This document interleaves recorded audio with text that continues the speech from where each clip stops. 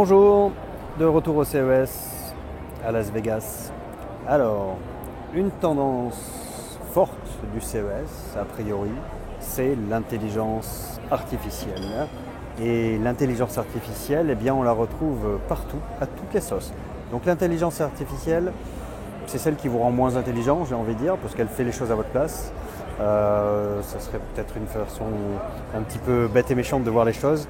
Donc l'intelligence artificielle, effectivement, elle doit vous aider. Elle doit aider les médecins, elle doit aider à prendre des décisions. Et elle peut vous aider dans vos trajets du quotidien également.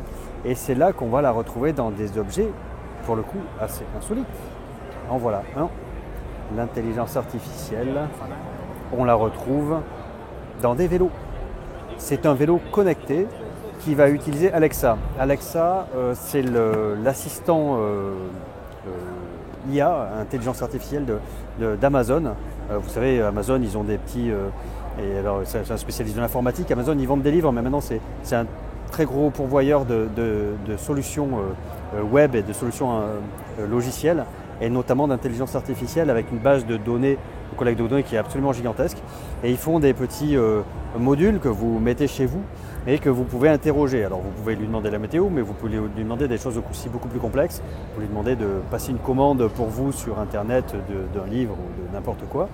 Et là, par exemple, on a un vélo de chez Cybic, je ne sais pas exactement comment on dit ça. Eh bien, il est connecté.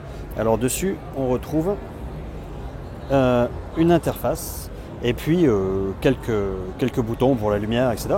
Mais surtout un écran, et on va pouvoir parler à son vélo. Alors c'est intéressant si je regarde la fiche technique. Donc apparemment, d'après ce qu'il dit, c'est le premier vélo au monde à être connecté avec Alexa. Alexa, il y a un module Alexa qui est intégré dans le vélo. C'est un vélo à assistance électrique. Et donc on peut interagir avec son vélo sans les mains. Alors c'est assez amusant parce que interagir avec son vélo sans les mains, ça peut être casse-figure. Enfin, ça peut être un peu délicat. Mais en fait, l'idée, c'est de pouvoir interagir sur les commandes du vélo sans lâcher le guidon. C'est-à-dire, justement, pour être plus en sécurité. On n'a plus à lâcher les mains du guidon pour aller allumer la lumière ou changer la vitesse ou je ne sais quoi. Il suffit de parler au vélo et il va faire les choses. Donc, on ne va pas lui demander de commander des tomates ou un livre, mais on va lui demander d'allumer les lumières.